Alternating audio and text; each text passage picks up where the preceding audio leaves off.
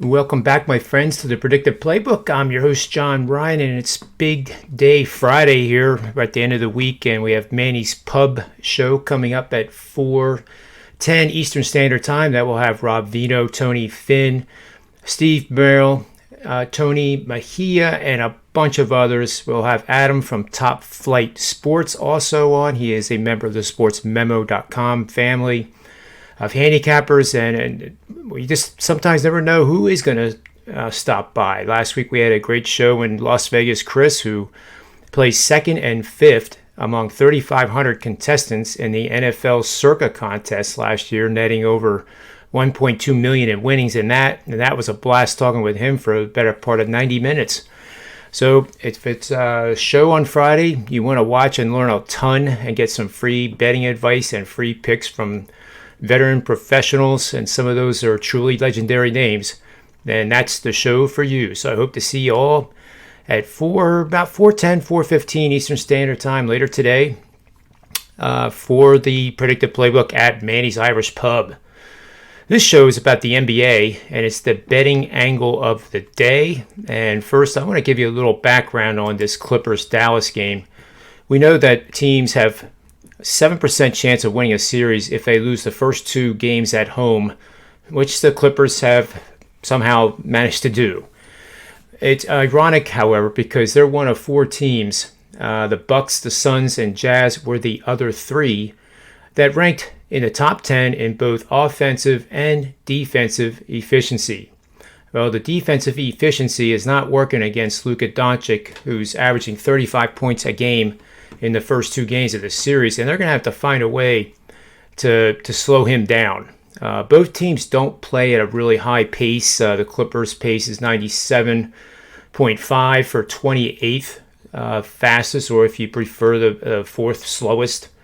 Offensive rating is third, and that's the 10th straight regular season that they have ranked in the top 10, and three of the last five they've been in the top five. Defensive rating is eighth. Again, 111, that's excellent. Net differential is the second best in the NBA during the regular season at 6.1. So it's hard actually to figure out what is going on there, or if it's just a matchup nightmare with Luka Doncic just going off. One thing to know here for in-game betting, the Clippers were 42-8 after leading by double digits. That's very good to know, because if they get up by double digits in this game, that means that you probably should bet them, especially if Dallas would cut it down to single digits. And they're 11-22 when trailing by double digits. And that's actually the fifth best in the NBA this year.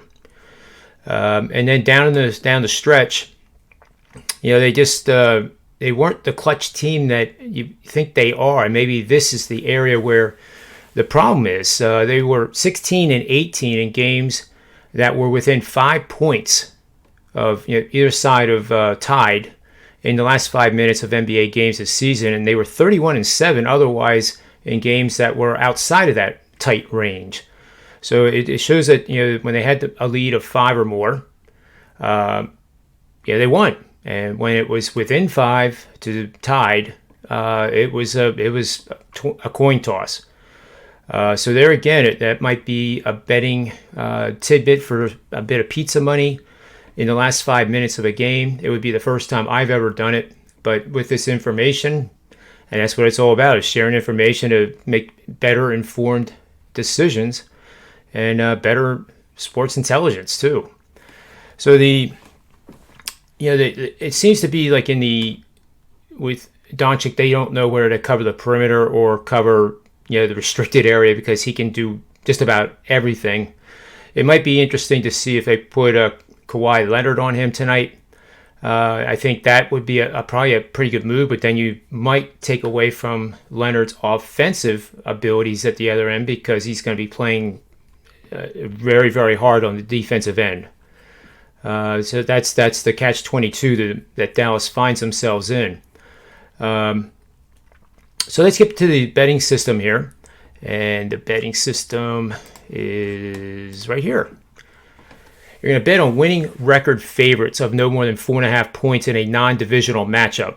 And that's what we have. And the line opened at 1.5, and we are now trading at 2.5. The Joes and the pros, so to speak, are both on the Clippers. I'm not concerned about it. It's not in an excessive fashion. And many times, Joes and pros can be on the same side, and it works out for both. Not a big deal for this game. The underdog is coming off back-to-back upset wins. They won the first 2 games in LA as dogs. And the underdog has a lower win percentage during the regular season in this matchup. 39, 21, and 2 against the spread for 65% winning bets the last 20 seasons. 19, 9, and 1 for 68 winning bets the last 10 seasons. It all adds up to betting the LA Clippers minus the points tonight. And as last and foremost here, I am tops in the NBA playoffs at Sports Memo. Early action, hitting 69% against the spread, and I've hit 68% over the last 3 seasons. In the playoffs, I have a top-rated 5%er going tonight. You can use that link, sm.buzz/JR, and get $15 off by using the promo code JR15, and this is an exclusive for just the viewers of my shows. Nobody can get it unless you are watching the show and watching now. So take advantage of that. You can save a lot of money on the subscription price as well.